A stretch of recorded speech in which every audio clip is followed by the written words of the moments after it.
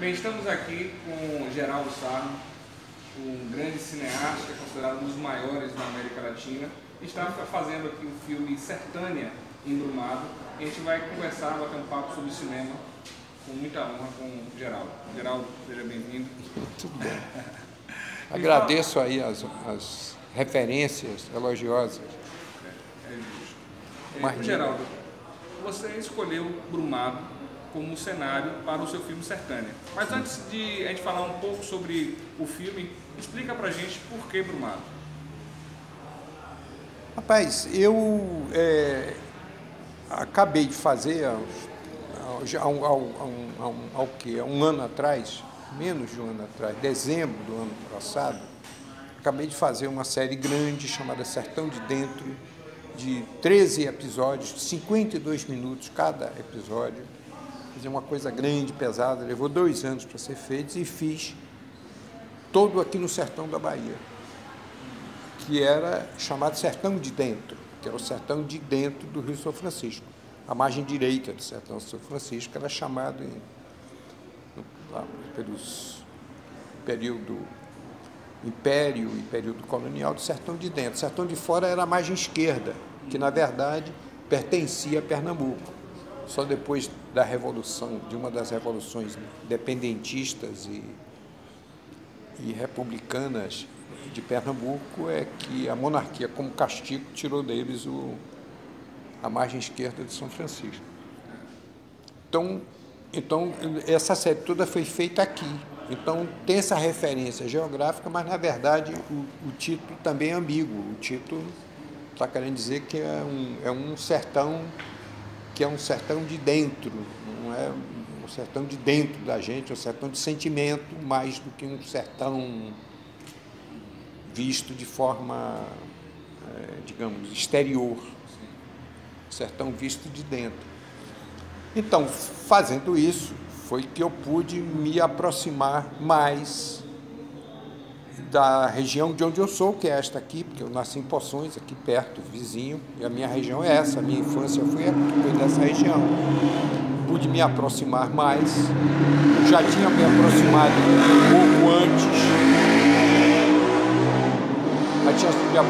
um pouco antes, tinha vindo algumas vezes, e então, com os amigos que fiz em Conquista, o Carlos Isério, um deles, e outros, então, só que acabei me conhecendo um pouco toda a região, inclusive Brumado, vindo a Brumado. Então, quando se deu a oportunidade de filmar Sertânia, que é um projeto antigo, e eu quis fazer na Bahia, porque poderia fazer em outra região do Brasil, do sertão, mas quis trazê-lo para a Bahia, para essa região com quem eu tinha trabalhado, até pelo conhecimento que agora eu tinha, que era superior ao anterior, e eu podia pensar melhor do filme ancorado aqui na região. A gente foi, então, procurar locações, foi procurar onde melhor podia colocar o filme. E encontramos em Brumado muitas dessas locações que nos pareciam mais autênticas e mais interessantes que em outras regiões. E o filme acabou sendo feito em Milagres e em Brumado.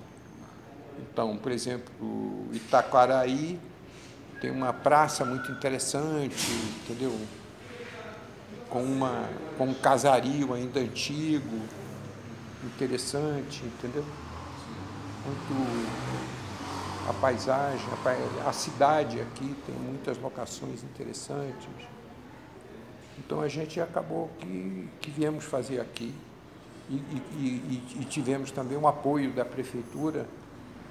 O prefeito foi muito simpático com o projeto e nos deu uma força imensa, enorme. E aí foi uma coisa natural, a gente acabou aqui mesmo. E deu certo. Maravilha. E sobre o filme Sertânia, do que se trata? Rapaz, o filme Sertânia é um projeto antigo. é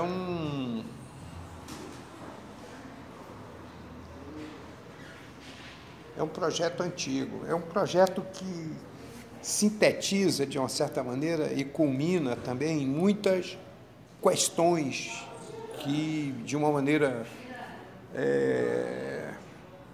porque, digamos, de uma maneira não muito clara, entendeu? Porque eu não acho que a arte seja uma coisa muito clara. A arte tem que partir muito mais de intuições e de a busca de uma expressão que você, ao partir, você não sabe exatamente onde vai dar e onde vai chegar. Até porque o cinema também é uma arte que eu acho que deve ser pensado por uma mente. Você não pode pensar muito, é muito complicado você querer criar uma obra, mas, na verdade, você necessita de um conjunto de pessoas para poder realizar um filme. Você não faz sozinho um filme. Você não faz sozinho um filme. É impossível. Entendeu?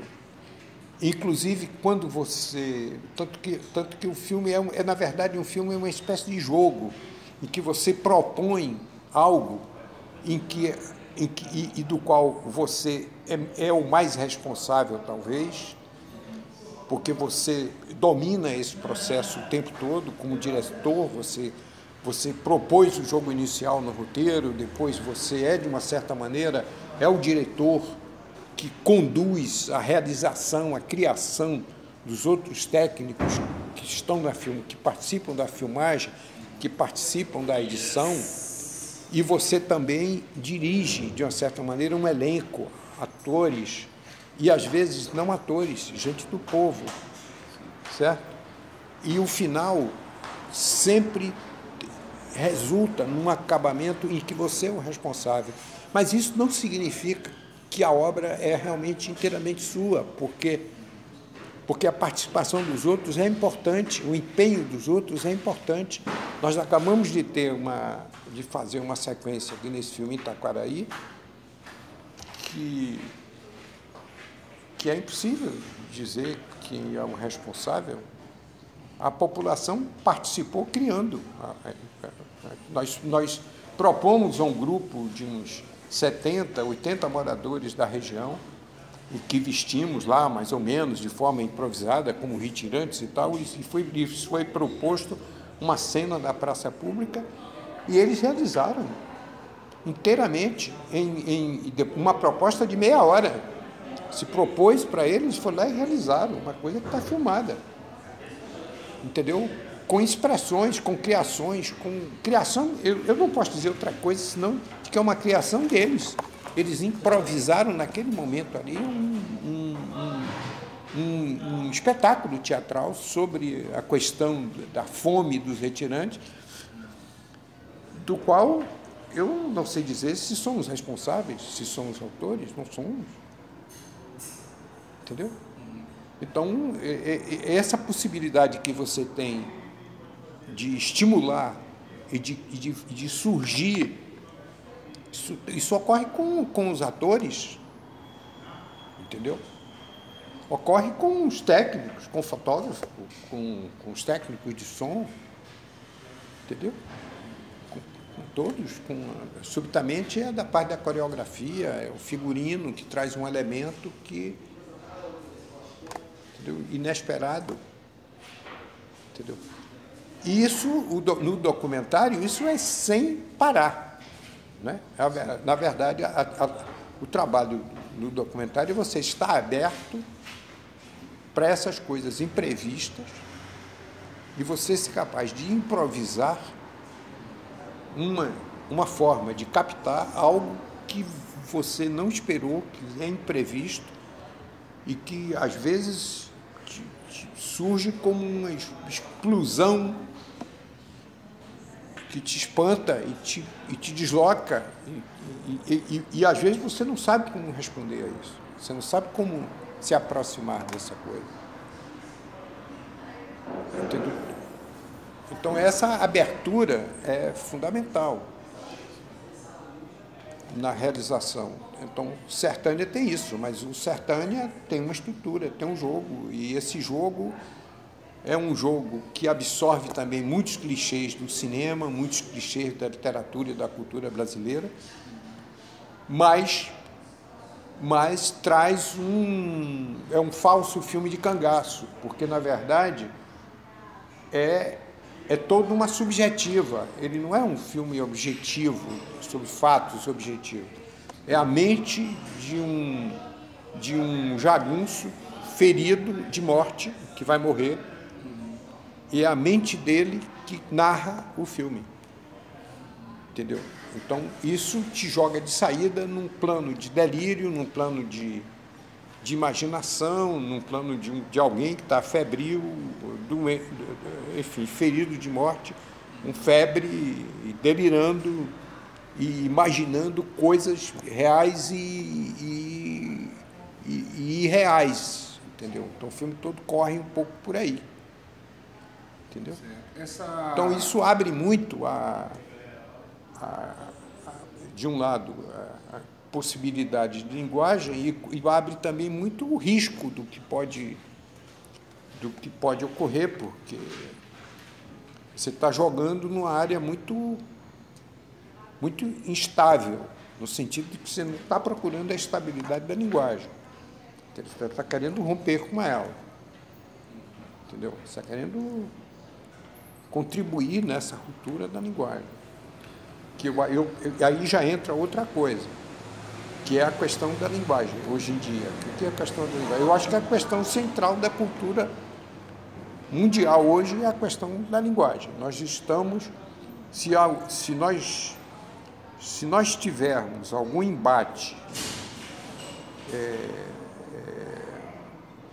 realmente sério com relação a um novo tipo de humanidade, a uma nova proposta que supere todos esses enganos e erros e becos de saída em que nós nos metemos, direitas e esquerdas e centros do mundo inteiro, que eu acho que há um impasse aí monumental que não deixa ninguém de fora dele, todos estão envolvidos nesse impasse, entendeu? Vai ser uma das questões centrais, vai ser enfrentar a questão da linguagem que está dominando a humanidade, que é essa linguagem audiovisual que nasceu no cinema. O cinema é o centro dela, o cinema é o ponto mestre da criação dessa linguagem. O cinema criou a linguagem audiovisual, que está aí, só que ela se popularizou, ela se universalizou. Ela hoje é uma linguagem universal, dominante, e que, na verdade, está escravizando as mentes. O cinema é universal. E o sertão é universal? Não sei. Como nós entendemos o sertão brasileiro, nós é um sertão... Se você ampliar o conceito de sertão, pode ser que você diga até existe um sertão na Rússia, existe um sertão nos Estados Unidos, existe um sertão... Todos os países têm, de alguma maneira, o seu sertão, não é? Que a gente pode definir de diversas maneiras e é muito difícil definir. Guimarães até deu várias definições, cheias todas de ambiguidade, dando a imensidão do que ele pode significar, mesmo num plano interior pessoal ou num plano cósmico, né? Você tem muito que colocar aí. Para mim, foi o espaço onde eu me encontrei, onde eu nasci, onde eu vivi minha infância, e onde eu encontrei o meu espaço de trabalho, de pensamento. Entendeu? Foi aí que eu encontrei. Foi aí que eu encontrei. Do cinema que fiz,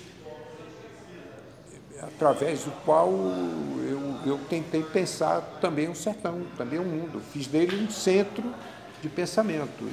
Isso eu acho que eu consegui fazer para mim, o meu uso, entendeu? Assim, no cinema eu consegui trabalhar anos e anos em torno disso e acho que fiz disso o centro desse meu mundo, o centro do meu equilíbrio. Meu equilíbrio desequilibrado, meu equilíbrio, porque é o meu universo onde eu opero, onde eu tento pensar e, a partir dele, pensar o além ele.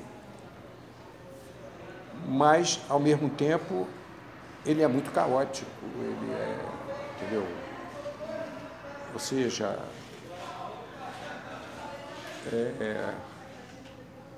a arte não pode ser muito arrumada, a arte não é uma forma de pensar, uma maneira de pensar em que você... Não é a ciência, sabe? Não é ciência, é outra coisa. A arte pode se armar também da ciência, e deve. Mas eu acho que ela tem uma necessidade de correr um risco, de apelar para alguma coisa que já chamou de intuição, mas enfim, que é correr o risco de atirar-se sem proteção, sem rede de proteção. Se você não fizer isso, você não tem arte. Se você fizer só trabalhar no certo, no já provado, mesmo por você mesmo, no que você já conquistou, você insistir em ficar só no conquistado, eu acho que não é essa a tarefa da arte. Eu acho que cada trabalho tem que ser um desafio, que você não sabe o que você vai fazer. Eu não tenho nenhum estímulo a fazer o que eu já sei, o que eu já fiz. Não tenho nenhum. Não tem a menor graça. Sabe? Nenhuma. Não tenho nenhuma tesão por fazer algo que eu já sei como vou fazer. Então, se eu vou fazer, é porque eu não sei como vou fazer. Eu quero ver como é que faz esse treco. E chamo os outros para me ajudar. Entendeu? Sim. E abro para os outros para me ajudarem a fazer. Porque é desesperante, às vezes, você se encontrar em situações que você não tem a resposta. No documentário, a vida ela não aceita roteiros, né? Mas indo claro. Para a ficção, você também como roteirista, como é que você consegue, então, conciliar essa... Porque a ficção, o roteiro, te dá os limites de um jogo, entendeu? Mas o roteiro não é um filme. O roteiro não é um filme. O roteiro é um esboço. Entende? Te dá um traçado. Olha, você vai jogar aqui com esses elementos, com esses personagens que têm tais características, com esse cenário, com essa história, vai ocorrer isso e aquilo. Você tem uma estrutura que está proposta, certo? Você diz aqui, mas a partir daí é uma infinidade de possibilidades. É uma infinidade. Entendeu? É uma infinidade. O jogo é aberto.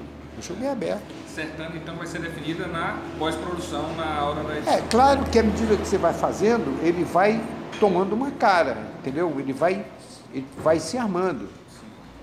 E vai se armando, sobretudo, na minha cabeça. Entendeu? Talvez mais do que na dos outros. Porque não por nada, não porque eu tenho uma cabeça mais iluminada que os outros, não por isso, mas porque eu fui o cara que propus o jogo inicial. Então, eu tenho mais elementos de informação que qualquer outro setor que participa a partir de um certo ponto de vista, entendeu? Mais que o fotógrafo, mais que o de som, mais que a pessoa do cenário, mais que dos figurinos, mais que... Porque é natural, mais do que o ator. Porque, por mais que eles conheçam o roteiro, eles estão sempre tendo uma participação particular, né? O ator que tem um certo papel, ele tem que se meter naquele papel e tem que que dominar de tal maneira aquele papel, porque ele faz aquilo de maneira inteiramente quebrada. Às vezes, o final, antes do que o princípio, o meio, cenas espalhadas, faz um pedaço da cena hoje, outro pedaço da cena daqui a 3 dias. Entendeu? Não é um teatro. Então, quem é que junta essas peças? Quer dizer, tem alguém que tem que ficar juntando as peças, não tem jeito. Porque também, claro, você pode dizer, não, mas tem também um aleatório. Tem, você pode meter o aleatório, fazer o acaso, você pode jogar com tudo, mas também você vai chegar a não sei a quê. Entendeu? Depende da proposta. Você pode, entendeu? As propostas são múltiplas. Você vai ter a obra que já é outro tipo de proposta, é um jogo. Qual é o jogo que você quer jogar? Essa equipe que você trouxe para poder filmar a Sertânia aqui, equipe de atores, equipe técnica, fala como é que foi composta essa equipe. Não, tem gente que já trabalha comigo há algum tempo, tem outros não, que é o primeiro trabalho, o fotógrafo é o primeiro trabalho que eu faço com ele, o Miguel faz, que é um fotógrafo que já fez muito documentário, já fez ficção, é jovem, o Tuninho de som é conhecido, é dos melhores técnicos de som do Brasil, já tem uma obra enorme, um cara de uma sensibilidade extraordinária, um cara com uma trajetória já grande no cinema brasileiro, Tuninho Muricy. Também é a primeira vez que eu trabalho com ele. Os atores, todos eles, são novos. Eu nunca trabalhei com eles. Primeira vez. Não tem ninguém. Os atores. Ninguém. Estou pensando aqui, mas acho que não tem ninguém.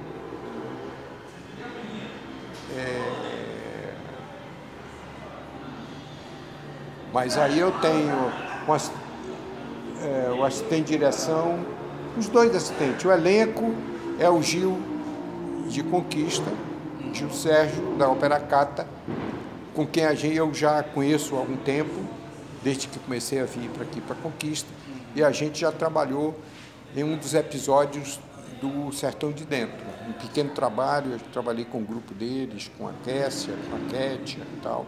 Fizemos algumas coisas, pouca coisa, mas fizemos. Então já conhecia o trabalho deles, a seriedade do trabalho, a qualidade do trabalho deles. Então ele foi um dos assistentes de direção na formação do elenco, que ajudou a fazer todo o elenco de base e toda a figuração. E foi quem me ajudou aqui na armação desse que eu lhe falei, dessa história aqui de Itaquaraí.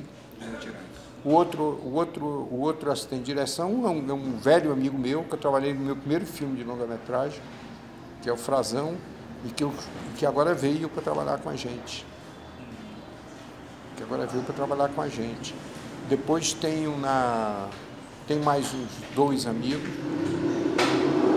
que já trabalhei várias vezes. Enfim, tem essa coisa. A fotografia, tem 2 grupos de fotografia, tem esse do Miguel, que é o central, que coordena toda a fotografia, mas temos 2 câmeras, e numa das câmeras está um amigo meu, que é espanhol, que já trabalhamos há algum tempo, que é o Ángel. Nós trabalhamos há muito tempo, e se incorporou à equipe do Miguel, que é quem dirige a fotografia. Enfim, temos atores, além do Júlio Adrião, né, que faz o papel, digamos,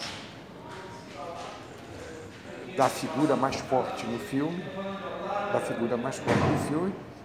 mas o papel do jagunço ferido, que conduz o filme, que narra o filme, é feito por um jovem músico, que é o Vertim, compositor, músico, também ator, já trabalhou em alguns filmes de curta-metragem, é o primeiro filme de longa dele, com um papel tão destacado assim.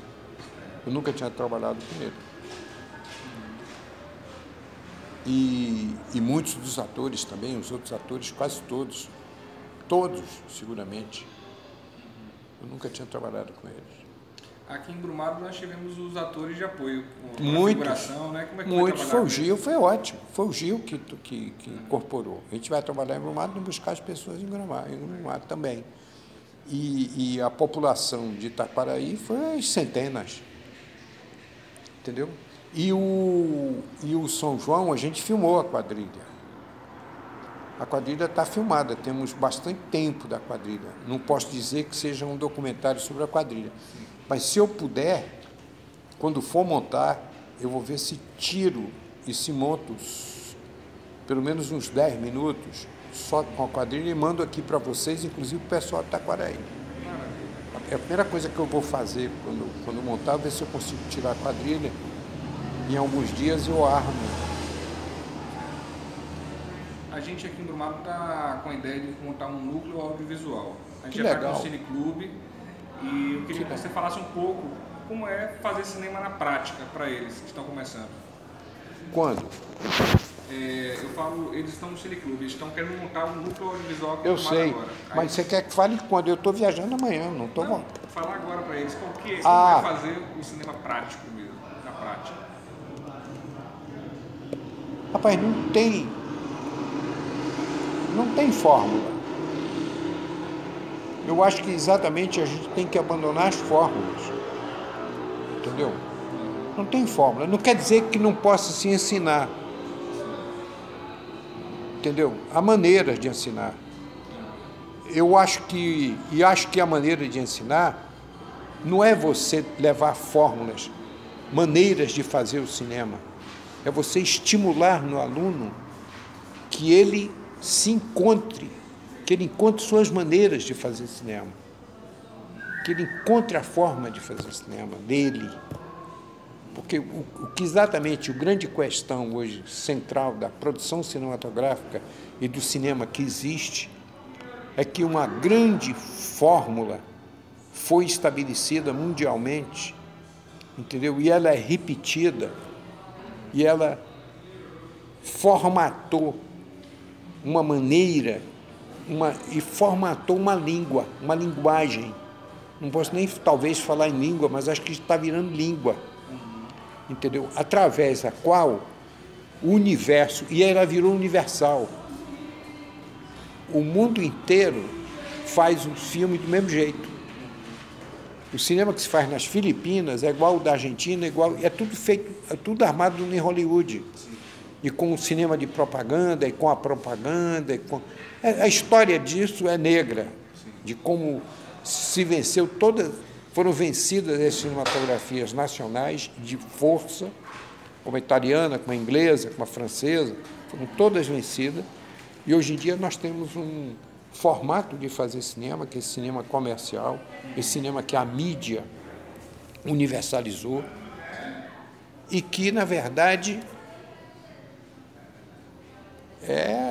eu acho que é o grande perigo que a humanidade corre hoje, vem daí.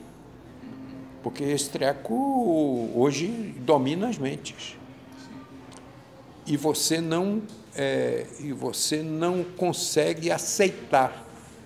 O espectador hoje, o homem hoje, a mulher hoje, que assiste televisão e tudo mais, 24 horas por dia, não consegue aceitar nenhum outro tipo de estrutura de linguagem, de forma de comunicação audiovisual que não seja essa, que está estabelecida segundo alguns critérios, que são critérios, na verdade, que levam a não pensar, a não refletir, a não estimular a contradição, enfim, ao apaziguamento.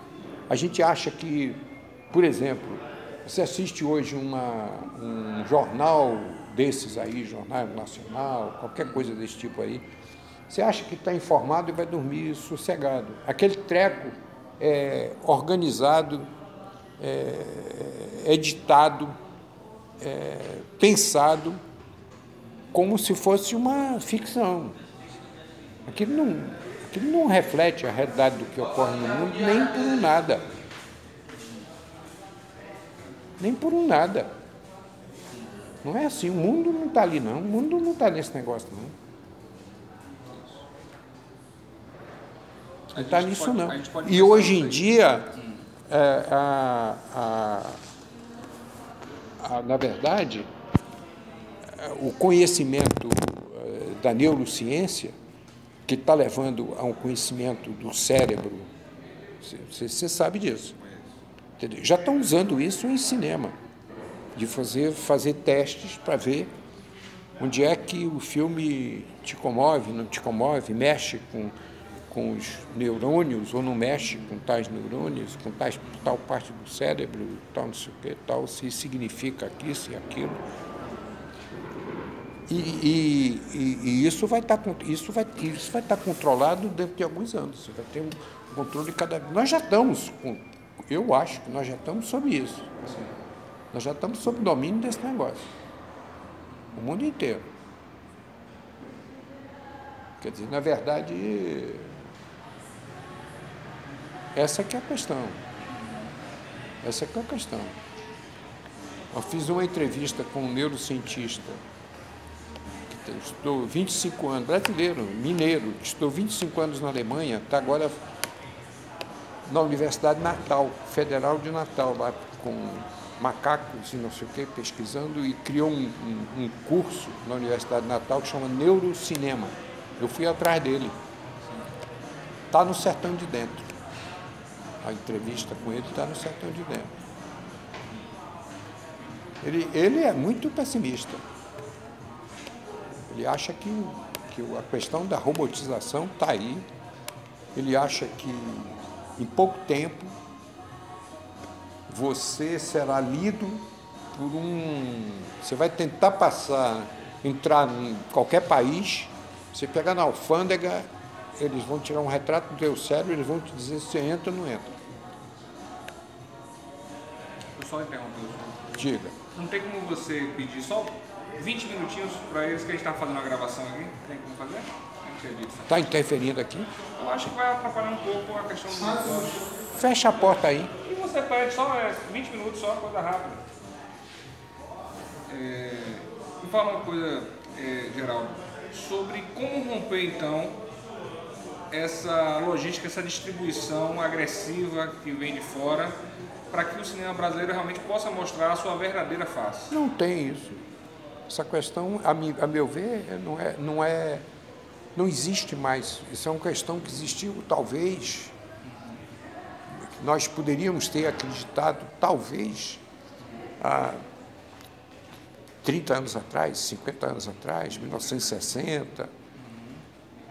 Essa questão não, eu acho, não se coloca mais assim. Porque os cinemas nacionais não existem mais. Estão na mesma, já absorveram essa linguagem. Todos estão buscando. O projeto de cinema que existe no Brasil é cinema comercial. Entendeu? E no que você aposta no cinema comercial, movimenta e cria leis, como foram criadas pelos partidos que nós sabemos quais são, que estavam no poder, PT, PCdoB, etc. Você cria para estimular a produção de um cinema que tem que chegar no mercado. Na verdade, você deu força para a TV Globo, você deu força para as TVs que estão aí, que dominam o cinema brasileiro hoje. Fora o cinema internacional, o cinema americano, internacional, o cinema americano. O cinema americano hoje é tão poderoso, é tão universal, dominou tudo de tal maneira que até o Oscar pode ser dado para um filipino, para um argentino. Não é mais um Oscar nacional. Hoje eles são internacionais, eles são globalizados. O cinema globalizou. Então, que sentido tem você ter não é nacional? Porque o que é nacional é a linguagem, é a tua maneira de pensar. Você pensa pela linguagem. É porque as pessoas acham que o tema é que é a essência da obra de arte. Não é o tema que é a essência. Ele é também, mas desde que esteja vinculado a uma questão mais essencial, que é a sua maneira de expressar, como é que você se comunica, como é que, se você universaliza uma forma de linguagem que não te leva a pensar, que é o caso da TV, você pode ficar 24 horas por dia assistindo TV, não te faz pensar nada, você não raciocina com isso. Ela é do esquecimento. Você acabou de ver, 5 minutos depois você nem lembra mais o que você viu, porque não é para pensar.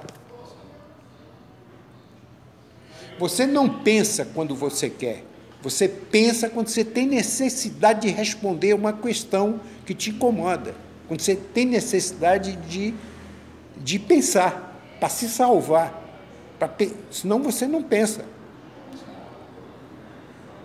O pensamento é uma coisa que tem que vir por um estímulo de necessidade. Senão você não pensa. Todo pensamento que realmente é um pensamento é uma coisa que te espanta, que te explode, que te faz refletir de uma maneira que te leva a uma revelação de algo que não está claro. É uma ruptura com o dado, com o cotidiano. Tem que ser. Não pode ser de outra maneira. Não existe filosofia, não existe poesia, não existe arte, não existe vida se não for assim. Entendeu? E na verdade, a linguagem do audiovisual, eu acho que esse Noam Chomsky, esse americano, é um dos caras importantes de serem... Porque ele está divulgando essas coisas. Ele está mostrando de como a manipulação é universal. Entendeu? É universal. Não achamos que ele é considerado anarquista por muitas pessoas, mas ele, na verdade, está dentro dos Estados Unidos falando sobre uma realidade global, né? Não só claro, americana. Né? É claro. É um pensador muito influente, realmente. Muito. E muito atual. Eu acho que ele está trazendo umas coisas importantes para a gente pensar. Então, de modo que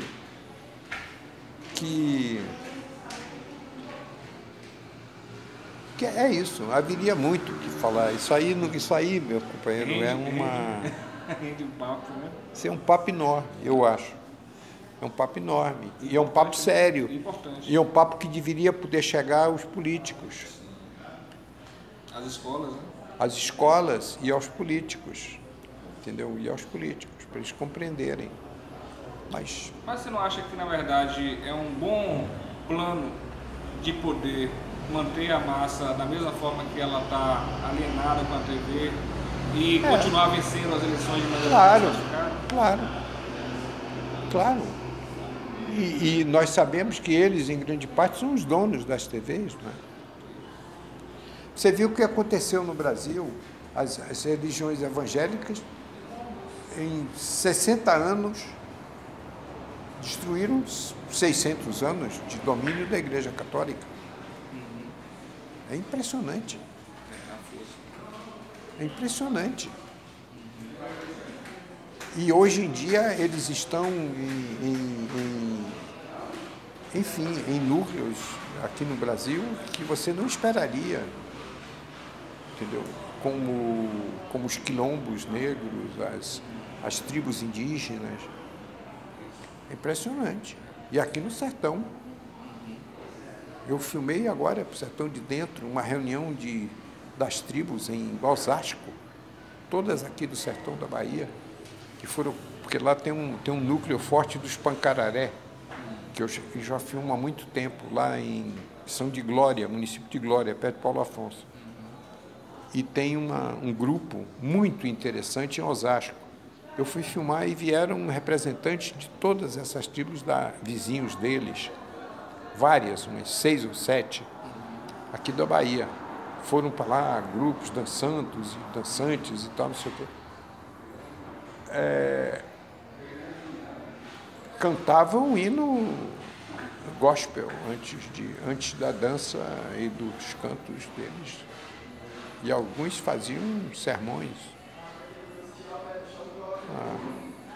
muito forte. Muito forte. Uma coisa, Geraldo, também, sobre a sua obra no conjunto. Como é que você vê o legado de sua obra para o cinema nacional? Eu sei lá. Não tenho a menor ideia. E o futuro? O futuro de quê? Na sua obra? Ah, não sei. Isso não tenho a menor ideia. Mas o futuro me preocupa muito. O futuro do país, o futuro do Brasil, o futuro do homem me preocupa muito. Da humanidade, do mundo.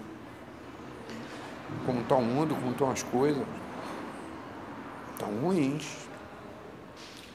A Bujanra, que eu admiro bastante, ele sempre faz uma pergunta aos seus convidados. O que é que mais fez mal ao mundo? As igrejas ou os bancos? É difícil de optar. É difícil de optar. Eu não sou especialmente um religioso, nem um católico, não sei o quê. Gosto do candomblé, fui criado na religião católica, de família italiana, muito católica e tal. Mas e fiz alguns filmes sobre essas questões. Tem alguns filmes documentários sobre essas questões. Fiz o Iaô, sobre um culto Nagô, lá de Cachoeira,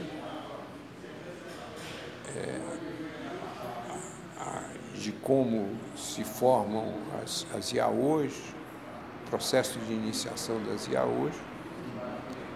E também fiz alguns documentários, um documentário sobretudo, sobre a teologia da libertação, e viajei em alguns países da América Latina e passei algum tempo e refleti muito sobre isso e voltei agora com o Sertão de Dentro. Eu, depois de ter passado aí alguns meses viajando pelo sertão aqui da Bahia,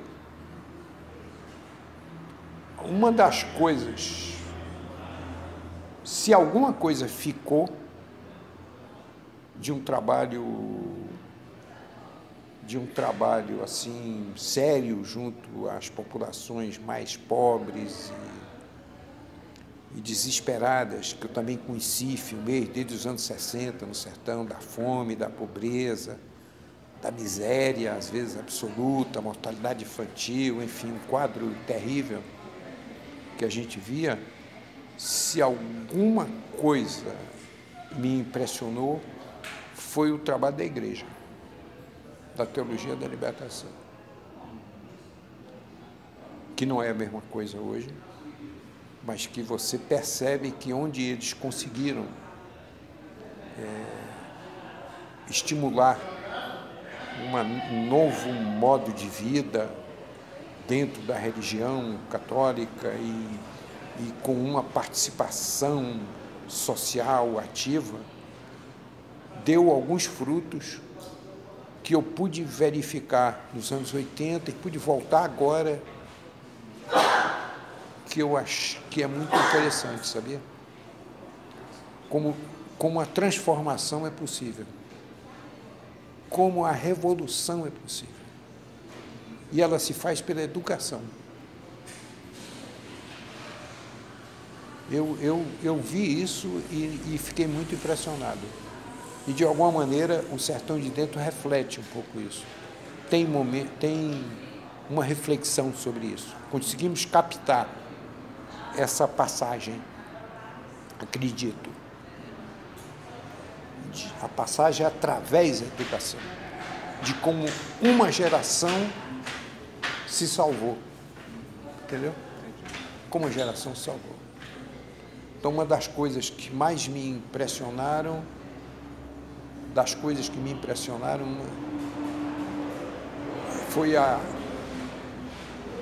foi essa coisa da educação. Você chegar no fim do mundo, sabe, na caatinga mais desesperada, assim, você encontrar um assentamento, e nesse assentamento você encontrar uma escola que funciona, onde era a casa do fazendeiro, o resto é um sertão brabo,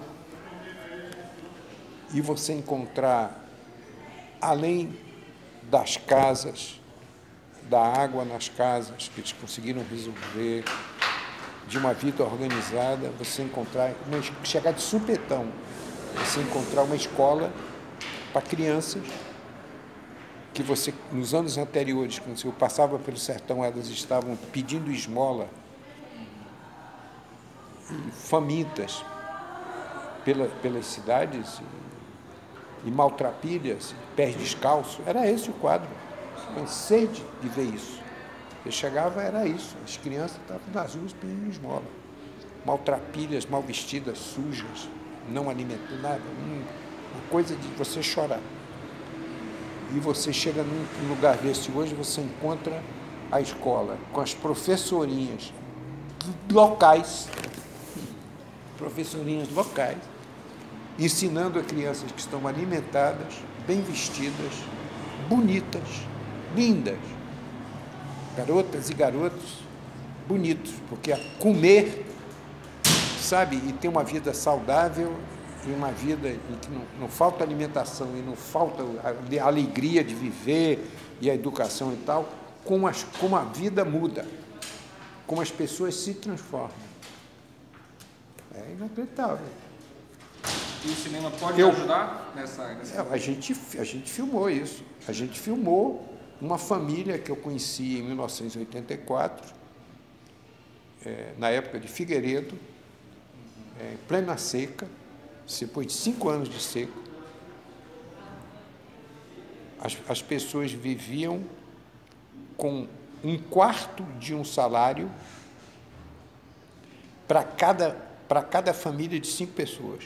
Tinha que comer 5 pessoas com 1/4 de um salário mínimo, que era o que as frentes de trabalho da seca dava para a população do sertão. Então, era uma fome generalizada. Eu fiz um filme que chama Terra Queima, que é o documento mais terrível, que dessa época que eu consegui flagrar essas coisas. E eu filmei uma família, 9 filhos, que era a miséria mais absoluta. A casa de terra batida tinha água e feijão, que a mulher cozinhava, aqueles meninos lá, tudo pequenininho, tinha um recém-nascido, estava na cama e ela tinha outro no bucho. Certo? Eu fui agora lá filmar a mulher. Encontrei a mulher, a família e tal, fui lá filmar. O 12º filho dela, hoje, está se formando na universidade, engenheiro agrônomo numa universidade. Entendeu? Tudo por causa da escola. Porque essa mulher é gênio completo, a mulher, um gênio completo. Entendeu? Gênio completo. Só para te dizer isso, entendeu? Ela vive numa casa, sabe, os filhos todos trabalhando, a terra, aprenderam como trabalhar a terra, não saíram da terra, do sertão. A terra produz hoje, tudo que eles comem a terra produz. Eles aprenderam a trabalhar a terra, criaram uma escola, tudo é Igreja Católica, foi isso. Criaram uma escola, que é uma escola que o aluno tem que ser do sertão, tem que ser da Caatinga. Ele fica uma parte do tempo na escola, outra parte vai para casa para aprender, aplicar o que aprendeu na escola. Aprende geografia, português, matemática, tudo, mas aprende como criar bode, entendeu? Como utilizar a palma, como proteger o solo, enfim. Como viver naquela localidade. Tudo. Como é que você tem que sobreviver no sertão? A sobrevivência no sertão. Eles ensinam tudo. Os caras, enche a cabeça dos caras. Vai lá ver onde isso é aplicado, como é que é. Mudou. Quer dizer, você aprende que é possível ter a transformação, entendeu? Isso é uma revolução. E foi a educação. Para finalizarmos esse bate-papo, sim, faça aquela despedida para os brumadenses que receberam aqui a equipe do Sertânia. Faça um comentário do que você achou dessa participação na cidade. Não, imagina, eu só posso agradecer, cara. entendeu? E você conte comigo para tudo que você quer fazer nessa área em que eu possa ajudar de alguma maneira, entendeu? Cinema, basicamente cinema e horticultura, conte comigo. Eu estou a fim de ajudar, tentar, entendeu? Poder vir algumas vezes, que for possível. E não só isso, conte comigo no Rio, em Salvador, onde eu estiver, eu tenho contactos em Conquista. Vamos trocar figurinhas aí por internet, por negócio. A gente poder te mandar coisas, conversar. Aproveitar a tecnologia para encurtar, né? A distância, né? Exatamente. Nós que agradecemos, viu, Geraldo, pela vinda. Não, eu que agradeço, cara. Imagina. Eu acho maravilhoso. Obrigado. Poder tá fazendo essas coisas, vivendo essas coisas. É muito bom.